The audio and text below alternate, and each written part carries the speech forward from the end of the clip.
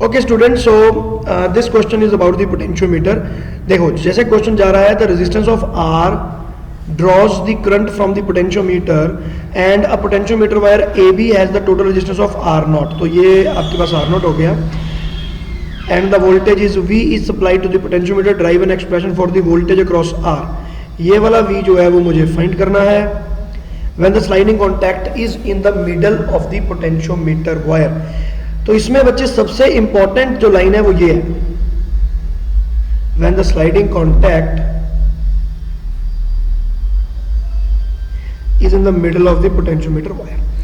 याद रखना कि पोटेंशियोमीटर में जब मैं यहां पर जॉकी मूव करता हूं, इस पॉइंट पे ये जॉकी, ये जब जॉकी हम लगाते हैं तो इस पॉइंट को हम नल पॉइंट कहते थे,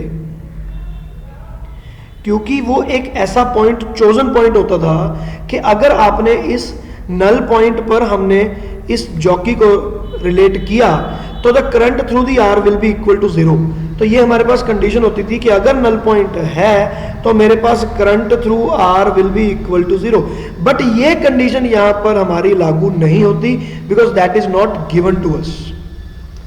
अब हमें गिवन है कि मेरे पास पोटेंशियोमीटर तो था, but I am not using it for the purpose that is meant for the potentiometer.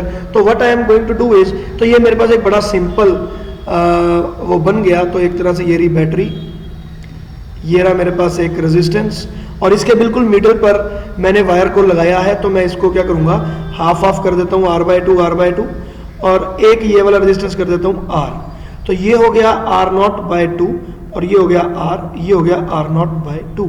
Now derive the expression for the voltage across R। तो ये वाली वोल्टेज मुझे फाइंड करनी है। तो this is not a question of potentiometer, बच्चे इस बात को ध्यान रखना। It is just a simple circuit. अगर ये इतना सिंपल सर्किट है, ये V रहा, तो आपको इसके अक्रॉस वोल्टेज फाइंड करनी है। You can find the current, और आप कर सकते हो। तो कैसे करेंगे, हमारे पास सिंपल चीज है। तो इनका मैं नेमिंग करता हूं ABC। So I need to find the current through this. Okay, so मुझे वोल्टेज ड्रॉप देखना होगा। पहले मैं R इक्विवेलेंट फाइंड करना पड़ेगा मुझे।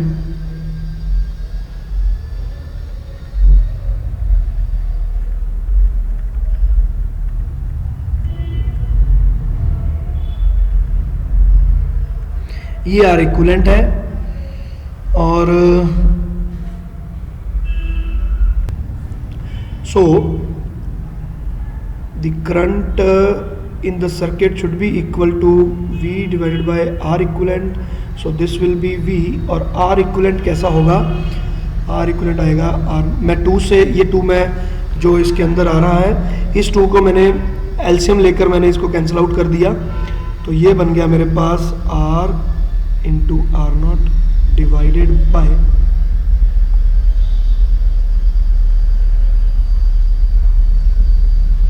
ये हो गया मेरे पास करंट। टोटल करंट है जो यहाँ, जो इस बैटरी से निकलेगा और यहाँ जाएगा।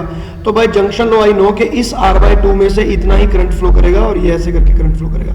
लेकिन यहाँ से और यहाँ से ये दोनों के दोनों करंट आपके पास डिफरेंट होंगे यहाँ पर।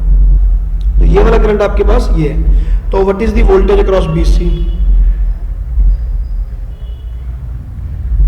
Multiply by I, and I will be given by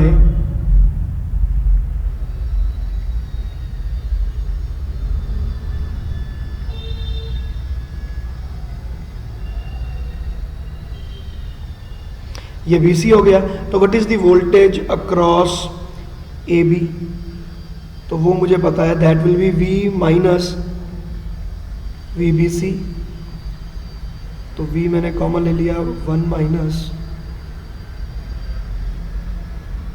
अब ये जो 2 है उसको मैं फिर से